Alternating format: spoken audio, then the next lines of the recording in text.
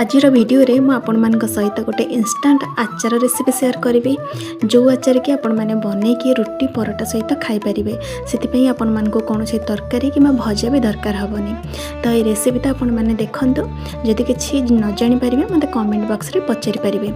चलतु एवं आम समाज रे झील मान विषय टिके कथा हवा। आजिर समाज रे झील मानकर जीवन केवल विवाह रे सीमित नुहे, यह एक बड़ सत्य। पूर्वर झील मानकु विवाह ही लक्ष्य बोली शिखा जाउथिला, किंतु आज समय परिवर्तन होइछि। पूर्वर झीलटीए जन्म हेले ताकू अल्प किछि पाठ पढ़ाई दे बास विवाह पई रेडी कर दउथिले, आ पुओटीए जन्म हेले ताकू भलरे पाठ पढ़ाई केमती से निज गोड़े छिड़ा हम एवं चाकरी बाकरी कर से सब विषय रे ध्यान दउथिले।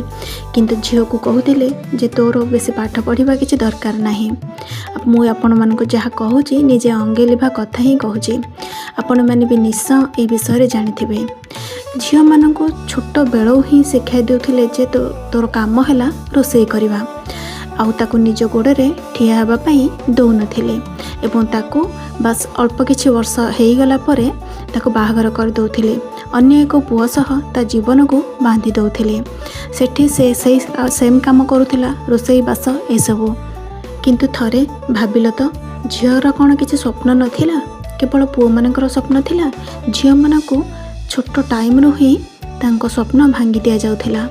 जदि बापा माँ हिसाब रे आमे गोटे झीर स्वप्न पूर्ण न करिबा ताहले अन्य पुओ आउ कहार पुओ से कहीं गोटे झीर स्वप्न पूर्ण करिबो, ए कथा भाबिबा निहाती जरूरी थिला। झीलटी को एते असहाय कर दिया जाउथिला जेमिति बाहागर पर से भाबुथिला सुविधा असुविधा भल मंद जहाँ भी हो तार शाशुघर तापी सबु किछि थिला, आ ता छड़ा भी से किछि करि पारु नथिला। स्वामी जदि भल पड़गला तो झीर जीवन तो भल, जदि स्वामी खराब पड़गला ताले बस से झीर जीवन नर्क हो जाउथिला। सतरे केते निर्यातना से झील भोगुथिला। किंतु आजिर समाज परिवर्तन होउछि, माता पितांकर मन भी परिवर्तन हो गलानी। गोटे पुओ को जेमिति शिक्षा दउचंदी गोटे झील को सेमिति शिक्षा देउचंदी। विवाह जरूरी, किंतु एते भी जरूरी नुह जे जेतेबेले गोटे झील निज गोड़े ठिया ही नथिबो ताकू बाहागर करदेव। कारण स्वामी भल पढ़ला, आगु को कौन से सुविधा असुविधा है, किसी दुर्घटना घटिला, झीलटी को एते सक्षम बनई देइथिबो जेमिति से ता निज गोड़े ठिया ही पारिबो। जेमिति स्त्रीटीए मरीगले स्वामीर किसी जास नाही, कारण से तो रोजगार करुचे ताकू आउ थरे गोटे झील मिल जिवो।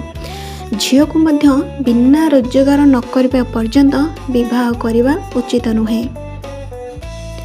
से गोटे थर निज गोड़े ठिया हो सारा परे ताको विवाह कराइबा उचित, जहाँफल ता जीवन जदि भलरे चलीगला तो चलीगला, आ जदि किसी इनकेस ता लाइफ रे किसी दुर्घटना घटीगला ताहले से निजको संभाली पारिबो। कारण बापा माँ तो सबुदिन पाखे रहिबेनी, तेणु निजको निजे पालिबार औकात रखिबा दरकार।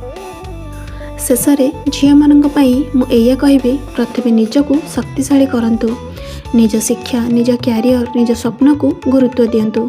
विवाह करंतु, किंतु सेतेबेले करंतु जेतेबेले आपण सम्मान और समर्थन पाइबे।